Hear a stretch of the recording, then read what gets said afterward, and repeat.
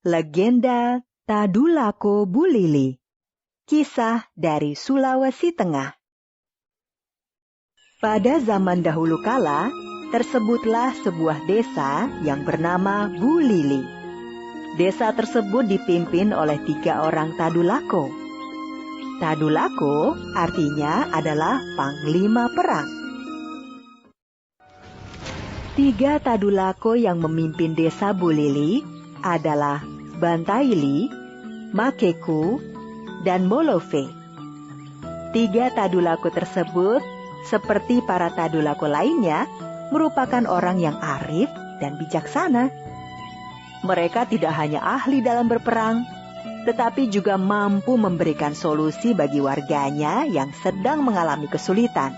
Di desa Bulili tersebut, tinggallah seorang gadis yang sangat jelita.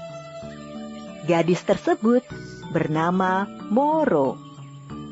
Kecantikan Moro terkenal hingga ke pelosok negeri. Kecantikan Moro terdengar hingga ke istana Raja Sigi. Raja Sigi segera mengirim utusannya menemui ayah Moro untuk melamar. Maafkan kami, tuan-tuan. Kami belum bisa memutuskan mengenai masalah lamaran ini. Mohon tuan-tuan menunggu kami berunding dahulu dengan para Tadulako. Baiklah, kami menghargai adat yang berlaku di desa ini. Kami bersedia menunggu keputusan dari para Tadulako. Meskipun putrinya dilamar oleh raja, ayah Moro tidak serta-merta menerima lamaran tersebut. Ayah Moro segera menemui para Tadulako membicarakan perihal lamaran Raja Sigi tersebut. Para Tadulako ternyata menyetujui lamaran Raja Sigi terhadap Moro. Rombongan Raja Sigi segera datang ke desa Bulili untuk melangsungkan pernikahan dengan Moro. Pesta pernikahan digelar secara besar-besaran. Setelah menikah, Raja Sigi memutuskan untuk tinggal di desa Bulili. Tidak terasa waktu berjalan hingga Moro hamil 7 bulan. Adinda, maafkan Kanda. Ada urusan kerajaan yang sangat mendesak. Kakanda harus segera kembali ke istana untuk menyelesaikannya. Kakanda berjanji akan kembali secepatnya sebelum anak kita lahir. Baiklah Kakanda. Adinda akan menunggu kedatangan Kakanda. 2 bulan berlalu, tetapi Raja Sigi tidak kunjung kembali ke Bulili.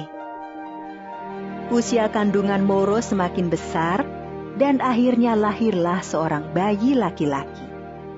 Melihat Raja Sigi yang tidak kunjung kembali dari istana, ayah Moro pun segera menemui para Tadulako.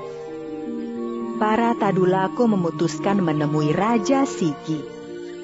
Tadulako Bantaili dan Tadulako Makeku yang mendapatkan tugas tersebut.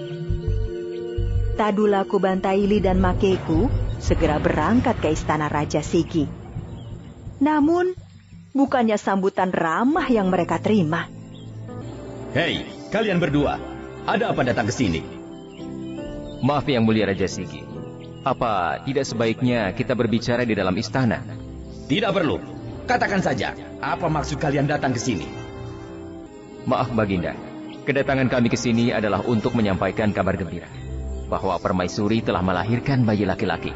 Karena itu, kami bermaksud meminta 1 lumbung padi untuk putra Baginda yang baru saja lahir.